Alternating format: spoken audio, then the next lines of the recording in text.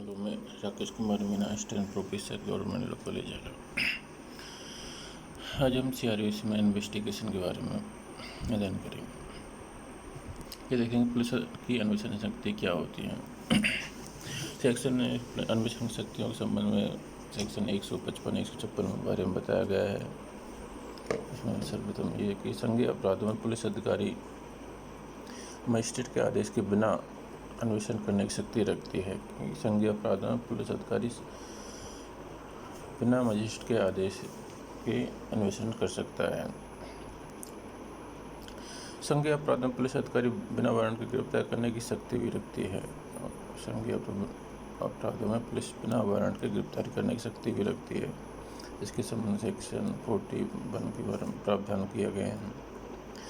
असंज्ञेय अपराधों में पुलिस अन्वेषण जब ही कर सकती है जब मजिस्ट्रेट आदेश की अनुमति दे। असंज्ञेय मामलों में पुलिस अन्वेषण जब ही कर सकती है जब मजिस्ट्रेट आदेश या अनुमति दे। इसके संबंध में 155 के सेकंड खंड में बताया गया है। और असंज्ञेय अपराधों में पुलिस बिना वारंट के गिरफ्तार नहीं कर सकती सिवाय सेक्शन 42 के। असंज्ञेय अपराधों में पुलिस बिना वारंट के गिरफ्तार नहीं कर सकती सिवाय 42 के। अगर कोई मामला दो या अधिक मामलों में ताल्लुक़ रखता है और जिसमें से कुछ संज्ञेय और कुछ असंज्ञेय हों तो संपूर्ण मामले को संज्ञेय मामला माना जाएगा। इसलिए पुलिस को मजिस्ट्रेट के आदेश के बिना अन्वेषण करने की शक्ति रखती है। अगर कोई मामला कुछ मामला संज्ञेय तो पूरे मामले को संज्ञेय मामला माना जाएगा और पुलिस बिना वारंट के अन्वेषण कर सकती है। धारा 190 के अंतर्गत सशक्त मजिस्ट्रेट किसी भी अपराध में पुलिस को अन्वेषण करने का आदेश दे सकता है। धारा 190 के अंतर्गत सशक्त मजिस्ट्रेट किसी भी अपराध में पुलिस को अन्वेषण करने का आदेश दे सकता है। और देखेंगे इन्वेस्टिगेशन की क्या प्रक्रिया अपनाई जाती है। इसके संबंध में सेक्शन 157 में बताया गया है। जब प्रथम सूचना इत्तला FIR दर्ज हो जाती है और पुलिस अधिकारी संतुष्ट हो कि संज्ञेय अपराध हुआ है तो अन्वेषण प्रारंभ करता है। ऐसा कोई नियम नहीं है कि पुलिस अधिकारी को FIR के बिना अन्वेषण करने से रोकता है। अर्थात अगर FIR दर्ज नहीं हुई हो तो पुलिस अन्वेषण कर सकता है। अन्वेषण करने के लिए वह घटना स्थल पर जाए और मामले के तथ्यों परिस्थितियों का अवलोकन के लिए करता है। और अन्वेषण के अंतर्गत पुलिस अधिकारी की विभिन्न गतिविधियाँ होती हैं, जैसे गिरफ्तार करना, व्यक्तियों की परीक्षा करना, साक्ष्य व सबूतों को एकत्रित करना, अभियुक्त को रिमांड पर लेना, अभियुक्त के बयान का अभिलिखित कराया जाना आदि इन्वेस्टिगेशन के अंतर्गत माना जाता है। अब देखेंगे इसमें अरेस्ट गिरफ्तारी के संबंध में क्या प्रावधान किया गया है CRPC में। प्रत्येक व्यक्ति को स्वतंत्रता का अधिकार है। अनुच्छेद 19 के अंतर्गत यह मूल अधिकार है। जब किसी व्यक्ति को गिरफ्तार किया जाता है तो निश्चित रूप से उसकी स्वतंत्रता का हनन होता है और इसलिए गिरफ्तारी के लिए कोई विधिक अधिकार होना चाहिए। बिना किसी कानूनी अधिकारिता के गिरफ्तार नहीं किया जाए। लेकिन कभी कभी ऐसी दशाओं या परिस्थितियों में बिना प्राधिकार के किसी व्यक्ति को गिरफ्तार किया जा सकता है। इसलिए गिरफ्तारी को हम दो वर्गों में बांट सकते हैं। एक तो बिना वारंट की गिरफ्तारी और दूसरा वारंट के द्वारा गिरफ्तारी। अब हम बिना वारंट की गिरफ्तारी के संबंध में देखेंगे कि बिना वारंट गिरफ्तार करने का अधिकार किसको होता है। बिना वारंट गिरफ्तार करने का किसको अधिकार होता है। CRPC के अंतर्गत बिना वारंट के गिरफ्तार करने का अधिकार निम्न व्यक्ति को होता है, जैसे पुलिस को सेक्शन 41 के अंतर्गत प्राइवेट व्यक्ति के द्वारा गिरफ्तारी 43 के अंतर्गत और मजिस्ट्रेट के द्वारा गिरफ्तारी 44 के अंतर्गत। पुलिस के द्वारा बिना वारंट की गिरफ्तारी सेक्शन 41 और 42 में इसमें बताया गया है कि पुलिस के द्वारा बिना वारंट की गिरफ्तारी कब किया जा सकता है। धारा 41 के अंतर्गत पुलिस अधिकारी किसी व्यक्ति को मजिस्ट्रेट के आदेश के बिना और बिना वारंट के गिरफ्तार कर सकता है निम्न दशाओं में। जब पुलिस की उपस्थिति में कोई व्यक्ति संज्ञेय अपराध करता है या युक्तियुक्त परिवाद या विश्वसनीय जानकारी प्राप्त हुई है कि उसके कि उसने 7 वर्ष से कम या 7 वर्ष तक, चाहे वह जुर्माना से सहित हो या रहित, दंडनीय संज्ञेय अपराध किया है और वो निम्न शर्तों की पूर्ति करता है तो पुलिस बिना वारंट के गिरफ्तार कर सकते हैं। कि निम्न शर्त ये होनी चाहिए कि कोई उसको अभियुक्त को सबूतों को छेड़छाड़ नहीं करेगा, कि उनको नहीं धमकाएगा आदि शर्त पूर्ति की आवश्यक हो तो उसको गिरफ्तार किया जा सकता है। जिसके विरुद्ध विश्वसनीय जानकारी प्राप्त हुई है कि उसने 7 वर्ष से अधिक या मृत्यु आदेश से अधिक दंड संज्ञेय अपराध किया है। अगर कहीं विश्वसनीय जानकारी प्राप्त हुई है कि किसी व्यक्ति ने 7 वर्ष से कम या 7 वर्ष तक नहीं 7 वर्ष से अधिक या मृत्यु दंड से दंडनीय कोई अपराध किया है, अगर किसी ने 7 वर्ष से अधिक मृत्यु दंड से दंडित कोई अपराध किया है तो पुलिस बिना वारंट के गिरफ्तार कर सकती है। और वह या उद्घोषित अपराधी है, जैसे उद्घोषणा की जाती है ना सेक्शन 82 के अंतर्गत, जब कोई व्यक्ति को समन भेजा जाता है उसके बाद जमानती वारंट और गैर जमानती वारंट भेजने के बावजूद वह उपस्थित नहीं हो जाता, उसको सरकार फरार व्यक्ति घोषित कर सकती है। घोषित करने के बाद में उसके संबंध में उद्घोषित 82 के अंदर उसको उद्घोषित अपराधी घोषित कर दिया जाता है। जो उसकी उद्घोषणा का प्रकाशन समाचार पत्र में होता है, जब कोई व्यक्ति पुलिस अधिकारी उसको उद्घोषित अपराधी को गिरफ्तार कर सकती है बिना वारंट के। और कब्जे में कुछ चुराई हुई संपत्ति होने का उचित रूप से संदेह है। जब पुलिस को किसी व्यक्ति के संबंध में यह संदेह है कि उसके कब्जे में चुराई हुई संपत्ति उसके पास है तो पुलिस बिना वारंट के उसको गिरफ्तार कर सकती है।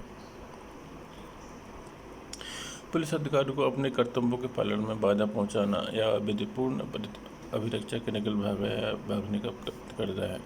जब कोई व्यक्ति पुलिस को उसके कर्तव्यों को पालन करने में कोई बाधा पहुंचाता है, जैसे पुलिस कोई अपना इन्वेस्टिगेशन कर रही है और उसको कोई बाधा पहुंचाता है तो पुलिस उसको बिना वारंट के गिरफ्तार कर सकती है। और कोई व्यक्ति विधिपूर्ण अभिरक्षा से भाग रहा है या भागने का प्रयत्न करता है तो उसे भी बिना वारंट के गिरफ्तार कर सकती है। सशस्त्र बलों में से संघ के सशस्त्र बलों में से जायक होने का उचित संदेह है, अर्थात सेना का भगोड़ा है। जब कोई व्यक्ति अपनी सेना के कर्तव्यों को छोड़ के भाग जाता है तो उसको भगोड़ा घोषित कर दिया जाता है और पुलिस उसको बिना वारंट के गिरफ्तार कर सकती है। जब किसी ने भारत के बाहर अपराध किए हैं, जब किसी ने कोई ऐसा अपराध किया है जो भारतीय विधि के अंदर दंडनीय है, अगर किसी व्यक्ति ने भारत के बाहर ऐसा कोई अपराध किया है जो भारत में दंडनीय है तो जब वो भारत में आता है तो पुलिस उसे जहाँ गिरफ्तार कर सकती है बिना वारंट के। जब कोई छोड़ा गया सिद्धदोष होते हुए धारा 356(5) के अंतर्गत बनाए गए किसी नियम का भंग करता है, अर्थात जब कोई इसको जमानत दी जाती है, उसको बॉन्ड भरवाया जाता है, उसकी शर्तों की अवहेलना करता है तो पुलिस उसको बिना वारंट के गिरफ्तार कर सकती है। अन्य पुलिस अधिकारी की अपेक्षा, अगर किसी अन्य कोई पुलिस अधिकारी किसी व्यक्ति को गिरफ्तार करने के लिए कोई अध्यक्ष उसकी जारी करता है तो उसे भी पुलिस बिना वारंट के गिरफ्तार कर सकती है। अब देखेंगे पुलिस द्वारा असंज्ञेय मामलों में बिना वारंट की गिरफ्तारी। पुलिस असंज्ञेय मामलों में कब बिना वारंट की गिरफ्तार कर सकती है, इसके संबंध में सेक्शन 42 में बताया गया है।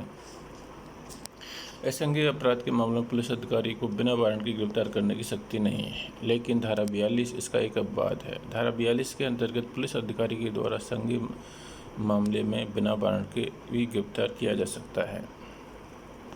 सेक्शन 42 में यह बताया गया, अगर कोई व्यक्ति पुलिस अधिकारी की उपस्थिति में असंज्ञेय अपराध करता है और वो पुलिस के सामने अपना नाम नहीं बताता या गलत नाम बताता है या गलत पता बताता है, तो उसके नाम और पते को सुनिश्चित करने के लिए पुलिस द्वारा बिना वारंट के गिरफ्तार किया जा सकता है। जब उसके नाम और पता सुनिश्चित हो जाएं, तो उसको बंद पत्र के निष्पादन पर प्रतिभूति सहित हो सकता है, रहित हो सकता है कि निष्पादन पर छोड़ दिया जाएगा। अगर ऐसे व्यक्ति की पहचान 24 घंटे के अंदर नहीं होती है तो उसको मजिस्ट्रेट के सामने पेश किया जाएगा। अगर वो 24 घंटे के अंतर्गत अपनी जमानत देने में असमर्थ होता है या उसका नाम पता पुलिस करने में होती है 24 घंटे, तो उस मजिस्ट्रेट इसके 24 घंटे के अंतर्गत उसको मजिस्ट्रेट के सामने पेश किया जाएगा। अब यह हम देखेंगे प्राइवेट व्यक्ति द्वारा गिरफ्तारी किस प्रकार की जा सकती है। कोई व्यक्ति कब किसी व्यक्ति को गिरफ्तार कर सकता है। कोई प्राइवेट व्यक्ति किसी ऐसे व्यक्ति को जिसकी उसकी उपस्थिति में कोई अजमानतीय या संज्ञेय अपराध करता है या किसी उद्घोषित अपराधी को गिरफ्तार करवा सकता है। इसे गिरफ्तार किए गए व्यक्ति को अनावश्यक विलंब के बिना पुलिस अधिकारी के हवाले कर देगा। कोई प्राइवेट जब भी गिरफ्तार कर सकता है कोई किसी व्यक्ति ने उसकी उपस्थिति में अजमानतीय अपराध किया है या संज्ञेय अपराध किया है या कोई व्यक्ति उद्घोषित अपराधी है, तो कोई सामान्य व्यक्ति किसी को बिना वारंट के गिरफ्तार कर सकता है।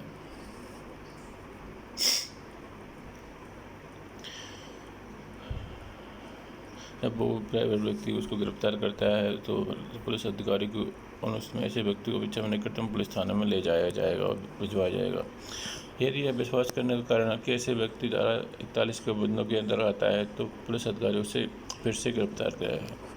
अगर वो प्राइवेट व्यक्ति उसको पुलिस के सामने ले जाता है और वह ऐसा लगता है पुलिस अधिकारी को कि वो सेक्शन 40 अंतर्गत बिना वारंट के उसकी शक्ति के अंतर्गत आते हैं, तो उसको पुलिस पुनः गिरफ्तारी करेगा उसकी।